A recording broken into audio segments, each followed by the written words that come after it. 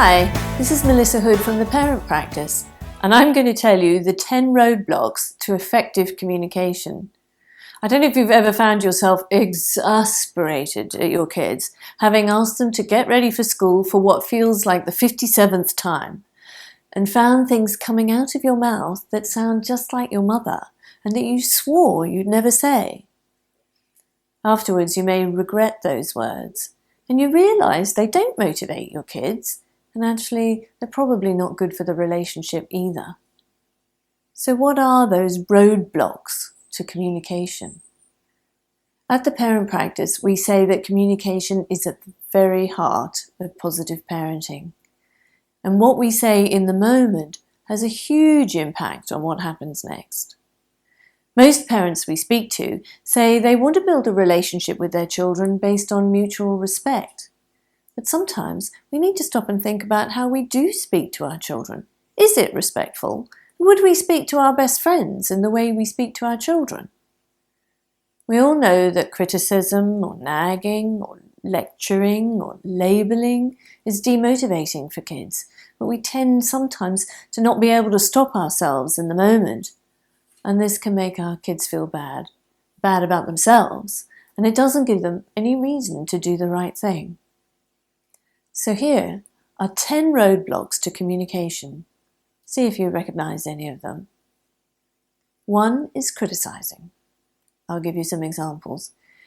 You've got 6 spelling mistakes on this homework. You obviously haven't taken any care over this work. Jack, you've left your wet towel on the floor again. How many times do I have to tell you to pick it up? Bella, don't tell me you've left your reading book at school again. That's the 3rd time this week. Actually, despite what you might hear, there's no such thing as constructive criticism.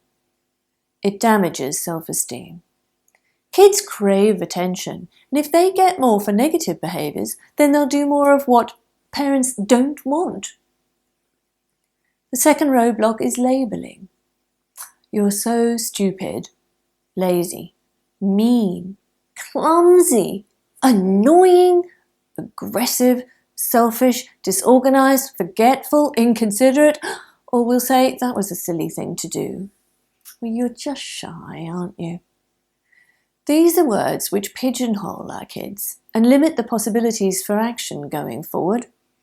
Children who are told they're naughty or told to go and sit on the naughty step think of themselves as naughty.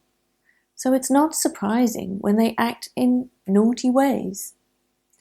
Elaine tells a story about her son Sam from when he was 5. He was at his first school. The school had farmyard animals, a pig, a goat, some hens and a sheep, and Sam thought they shouldn't be penned into such a small space, and really they should be living freely on Wimbledon Common. So one day after school drop-off, he waited till everyone had gone into class and boldly and determinedly opened the gate to let the animals roam free. Instead of migrating to the common, the menagerie headed down the A3, and that morning the road was closed off to traffic as chaos ensued. Sam was then told what a stupid thing he'd done, how silly he was, and inconsiderate and thoughtless. Those labels stayed with him for years, and over time his parents managed to build back up his self-esteem. But as a sensitive child, this was crushing to his sense of self-worth. We need to be so careful of how we label our children. The third roadblock is in our ordering or directing. Do this, don't do that, put your hat on, get your coat, hang your school bag on the peg, put your plate in the dishwasher, brush your teeth, comb your hair, wash your face, do your homework, pull yourself together, turn that TV off, don't make such a fuss, get off the computer, sit still. Too much of this makes our children feel very controlled and may result in resentment and defiance or pushback for more control in their lives.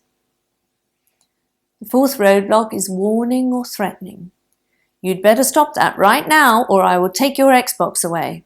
I'm going to count till 3. Wait till Daddy gets home. You will get your children to behave in the short term if you threaten them like that, because they fear what's being threatened.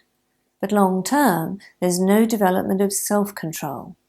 and this ultimately will come at a high cost to your relationship with them. The fifth roadblock is shouting. Will you get dressed? It's a very common refrain heard in households all around the country every morning, and every parent who shouted knows it doesn't work. In fact, when we shout a lot, we train our children to disregard us. One boy, when asked why he hadn't done what his mother had asked him to do, replied revealingly that she hadn't shouted yet. Nagging is the sixth roadblock. I've told you 1,000 times. As parents, we call this reminding. The children just tune it out. It becomes like white noise and considered an inevitable part of being a child. Sometimes there's another roadblock, which is sarcasm. That's right, you relax on the sofa. That's the way to blitz your exams. I'm sure you know best. In this format, the spoken word is caustic and verbally aggressive. Sarcasm ridicules by its tone rather than the actual words. So it's not what you say, but how you say it. And grown-ups who use sarcasm with young children risk being misunderstood at best and creating lasting wounds at worst. Many parents fall into the trap of using sarcasm with teens, which raises the emotional temperature by introducing kind of insulting tone rather than addressing whatever the real issue is behind it. Another roadblock is to dismiss their feelings. That's nothing to worry about. Don't be so silly. Well, there's no need to get so upset. If we minimize, dismiss, or deny our children's feelings, the ones that they really are experiencing, even if we do it with good intentions, we're blocking communication. You may not want your child to feel angry, or hurt, or disappointed, or jealous, but they will still have those feelings. And if we don't allow them to express them, they'll learn to keep them to themselves. And repressed feelings may explode in behavior.